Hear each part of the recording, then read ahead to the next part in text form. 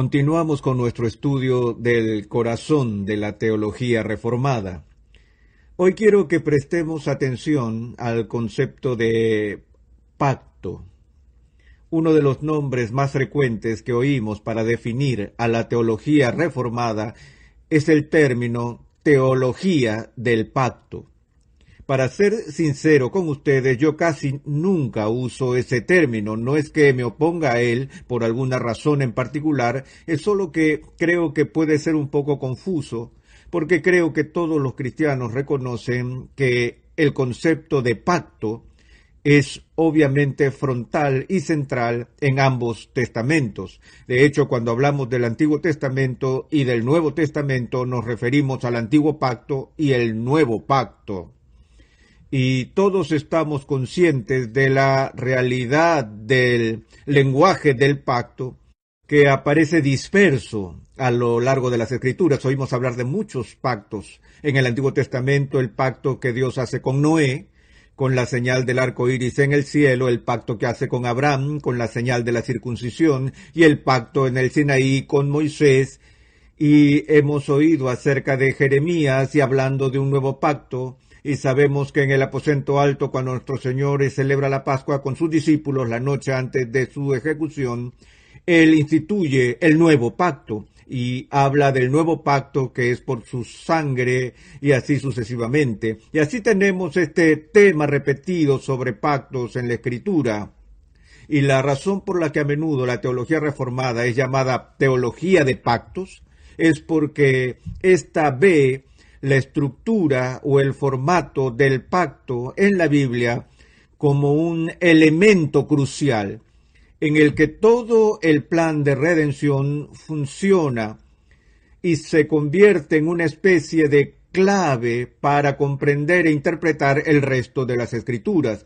Y debido a esto es que la teología reformada destaca este motivo central del pacto como el marco en el que se lleva a cabo la redención. Y de nuevo, en las categorías teológicas y en términos de las confesiones históricas, las iglesias reformadas tienen una tendencia a distinguir entre los tres pactos principales. Es una designación general, pero quiero tomarme un tiempo para tratar estos temas. El primero se conoce como el pacto de redención. El segundo se conoce como el pacto de obras y el tercero se conoce como el pacto de gracia. Y lo que quiero hacer hoy es dar una breve explicación de las características distintivas de estos tres pactos. Normalmente pensamos en un pacto como en un acuerdo entre dos o más partes. Tenemos pactos en nuestra propia cultura. De hecho, la forma de gobierno estadounidense se llama históricamente un contrato social o un pacto social que implica el consentimiento de los gobernados, que existe un acuerdo entre el gobierno y el pueblo y que hay ciertas estipulaciones que definen esa relación que buscamos en la Constitución y la Declaración de Derechos. Nosotros institucionalizamos y consagramos matrimonios sobre la base de pactos. Se hacen promesas y se acuerdan términos y así sucesivamente. Del mismo modo está la realidad del pacto empresarial o de los contratos industriales que se ven en las noticias todo el tiempo. Cuando la mano de obra y la gestión están elaborando un nuevo contrato, lo que están haciendo es un pacto, un acuerdo que impone obligaciones a ambas partes y así sucesivamente. Bueno, cuando nos fijamos en los pactos bíblicos, el primer pacto que delineamos no es un pacto que directa e inmediatamente involucra gente. El pacto de la redención es un concepto teológico que se refiere a la armonía y la unidad de propósito que ha estado en existencia toda la eternidad en términos de la relación mutua y el acuerdo de las tres personas de la Trinidad. En esto es que Dios el Padre, Dios el Hijo y Dios el Espíritu Santo están todos de acuerdo desde toda la eternidad en el hecho de llevar adelante la obra de la redención. Distinguimos entre las personas de la divinidad en cuanto a las tareas específicas que son realizadas por ellos en la obra de redención. Leemos en Juan 3:16 que de tal manera amó Dios al mundo que ha dado a su Hijo unigénito para que todo aquel que en él cree no se pierda, mas tenga vida eterna. Ahora, el idioma de este texto en Juan 3:16 es importante. Nosotros no decimos, ni el Nuevo Testamento dice, que Cristo amó tanto al mundo que convenció al Padre para que perdone sus pecados. Es decir, el Padre envía a su Hijo a este mundo. El Hijo no envía al Padre a este mundo. Es el Padre que diseña el plan de redención y que inicia la obra de redención mediante el envío de su Hijo unigénito al mundo para llevar a cabo su obra redentora como nuestro Salvador y como nuestro mediador. Y en el credo de Nicea, en el siglo IV, se confiesa que después que Cristo lleva a cabo su obra redentora y Él asciende al cielo, entonces juntos el Padre y el Hijo envían el Espíritu Santo a el mundo para aplicar la obra de Cristo al pueblo de Dios. Así que el Padre envía primero al Hijo y el Padre y el Hijo juntos envían al Espíritu Santo. Ahora bien, esto puede malinterpretarse, ya que sabemos que la expiación, por ejemplo, se le atribuye al Hijo, no al Padre o al Espíritu Santo. Y sabemos que el proceso de la santificación es asignado a la obra del Espíritu Santo, no al Padre o al Hijo. Sin embargo, no es como si el Padre y el Hijo no estuvieran completamente involucrados en nuestra santificación. Toda la creación es una obra trinitaria y el conjunto de la redención es una obra trinitaria. Toda la dimensión personal de la deidad está involucrada en todo esto. Pero el punto para explicar el pacto de redención, es evitar el error que ha ocurrido más de una vez en la historia de la Iglesia de pensar que el Padre y el Hijo están en conflicto entre sí y que el Hijo tiene que persuadir a este Padre enojado para que aparte su enojo del Hijo, como si fuera la graciosa idea de Dios, la idea de Dios el Padre, en primer lugar, o la idea de que Cristo realiza su obra a regañadientes. Él viene a Getsemaní y ora al Padre, pasa de mí esta copa. Entonces, ¿qué continúa diciendo? Pero no se haga mi voluntad, sino la tuya. Y no es como si el Hijo dijera, bien, si tengo que hacerlo, lo haré. Sino lo que está diciendo es que si se trata de agradar al Padre, entonces es mi comida y bebida, hacer la voluntad del Padre. El punto con el tema del pacto de la redención es mostrar la completa unidad y el acuerdo que hay en la deidad desde toda la eternidad en lo que respecta al plan de salvación. Ahora, cuando nos adentramos en la distinción entre el pacto de obras y el pacto de gracia, esto genera un poco más de controversia. Pero lo que está a la vista aquí es esto. El pacto de obras en la teología reformada se refiere al pacto inicial que Dios hace con el hombre, cua hombre, con Adán y Eva en el paraíso, donde Adán representa no solo a él y a su esposa, sino su descendencia, toda la gente. Él es Adán, representa a la humanidad. Y Dios creó a Adán y Eva y los pone en una situación de prueba. Él hace promesas de bendición para ellos en caso de que sean obedientes y promesas de juicio sobre ellos en caso de que sean desobedientes. Y Él los pone a prueba, por así decirlo, diciendo que si comen del árbol del conocimiento del bien y del mal, ciertamente morirán, y el día que comas de él, ciertamente morirás. Es decir, se anuncian castigos a las criaturas en el caso de que transgredan el mandamiento de su Creador.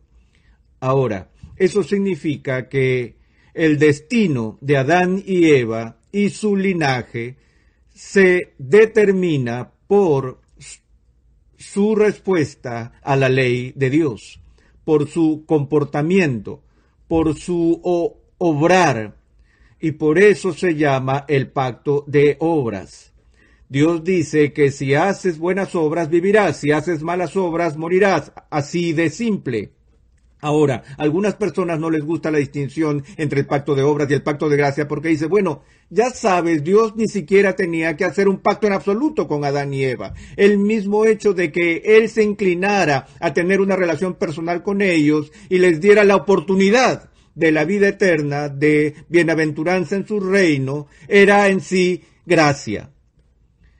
Y no creo que haya realmente disputa alguna acerca de eso. Es decir, es obvio que Dios no estaba obligado moralmente a dar un camino de salvación a sus criaturas.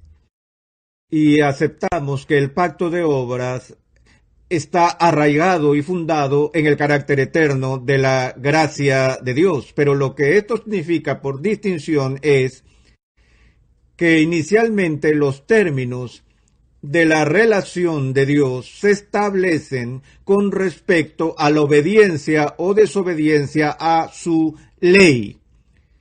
Y lo que pasó fue que Adán y Eva desobedecieron. Ellos violaron el pacto de obras, trayendo sobre sí mismos y sobre todos los que ellos representaban el juicio de Dios, porque el pacto de la creación había sido violado. Ahora, permítanme un segundo para hacer un pequeño paréntesis aquí. Entendemos que vivimos en una cultura en la que hay diferentes tipos de religiones compitiendo y personas que son seculares y que no tienen tiempo para la religión en absoluto. Y no podría estar menos interesado en toda esa idea de pacto. Y la gente me pregunta, ¿están estas personas en el pacto de Dios? Y yo les contesto así. Primero la pregunta ¿es esta gente gente? Y si respondemos sí, por supuesto, estas personas son personas. Y luego la siguiente pregunta es, cuando Dios hizo su pacto con la creación, ¿lo hizo con todos en el mundo? ¿O solo con dos individuos aislados que vivían en un bonito jardín en el Edén? Ahora, la idea bíblica es que el pacto que Dios hizo con Adán y Eva fue un pacto con toda la raza humana. Bueno, la gente puede negar ese pacto. La gente puede repudiar ese pacto. La gente puede despreciar ese pacto. Pero lo que no pueden hacer es deshacerse de él. No pueden anularlo. Y una de las razones del por qué las Escrituras nos lleva a todos a comparecer ante el tribunal de Dios y declararnos culpables ante Dios es que todos hemos quebrantado su ley.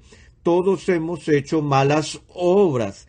Todos hemos fallado en mantener el pacto original de la creación. Todos hemos dejado de cumplir la obligación que toda criatura debe cumplir: glorificar a Dios, honrarlo como Dios, ser agradecido con Dios y obedecer su ley. Así que la conclusión es que el mundo entero está poblado por quebrantadores del pacto. Cristo fue enviado a un mundo que ya era culpable ante el Padre por romper la ley del Padre, por violar los términos mismos de la existencia humana, la base misma de la vida humana según fuimos creados ante Dios.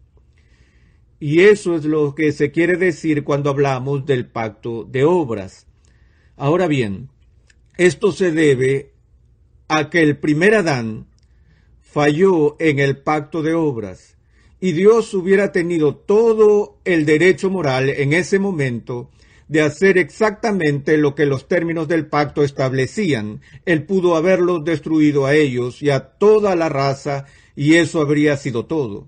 Pero en cambio condescendió para cubrir su desnudez y prometerles redención a través de aquel que actuaría como su Salvador. De tal manera que Dios en ese momento instituye el pacto de gracia, el cual fue dado a Abraham, el cual fue dado a Moisés, el que fue dado en todo el Antiguo Testamento, la promesa de que Dios redimiría a su pueblo, el cual era culpable de acuerdo al pacto de obras, de que Él salvaría a su pueblo a través de otro camino. Esto sí es algo fundamental, porque hay cristianos confesos hoy que creen que hay una diferencia fundamental entre cómo Dios salvó a la gente en el Antiguo Testamento y cómo son salvas las personas ahora o después del Nuevo Testamento, a pesar de que Pablo trata este punto en el 3., 4. y 5. capítulo de Romanos, usando a Abraham como su ilustración, de que la salvación se logra en el Antiguo Testamento por gracia, tal como es en el Nuevo Testamento, y que Abraham no fue justificado por las obras de la ley, sino por la fe en el Mesías prometido. La diferencia está en la diferencia entre promesa y cumplimiento. La gente en el Antiguo Testamento miraba hacia el futuro Redentor prometido, ponían su confianza en él y eran justificados por fe en Él. Miramos hacia atrás, hacia la obra que ha sido realizada por el Salvador. Ponemos nuestra confianza en Él y la salvación es básicamente la misma ahora que como lo fue entonces. Lo distinto es que tenemos una comprensión más profunda de los puntos y los detalles de la misma, y lo que hace una mayor diferencia es que es un hecho consumado, que la obra de Cristo ya fue realizada en el plano de la historia. Pero una vez que una persona rompe un pacto de obras, la única forma en que se hace posible restaurar la comunión con Dios es por la misericordia de Dios, no por su justicia, por su gracia, no por nuestras obras. Y esto es crucial, ya que vivimos en el tiempo en que la gente todavía anda pensando que pueden ser salvos delante de Dios por sus propias obras, que todavía pueden merecer su camino hacia el reino. No creemos en realidad que seamos deudores que no pueden pagar su deuda. Olvidamos que los términos del pacto de obras eran bastante rígidos. Ellos exigían la perfección. Y si uno peca una vez, no hay nada que se pueda hacer para compensar eso. Porque una vez que la mancha cae en tu nombre, ¿qué puedes hacer para llegar a ser perfecto otra vez? No puedes ser perfecto otra vez, porque la perfección no permitía la más mínima imperfección. Pero por supuesto, cuando nos presentamos ante Dios, venimos con más que una leve mancha. Venimos con un tipo radical de contaminación delante de Él.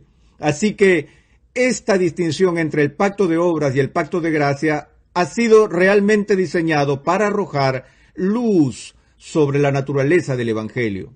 Ahora voy a decir algo que probablemente va a confundir a todo el mundo. Hemos hablado acerca de la doctrina de la justificación solo por fe y es solo por gracia que somos salvos. Ahora voy a decir algo que a lo mejor les va a dar un infarto.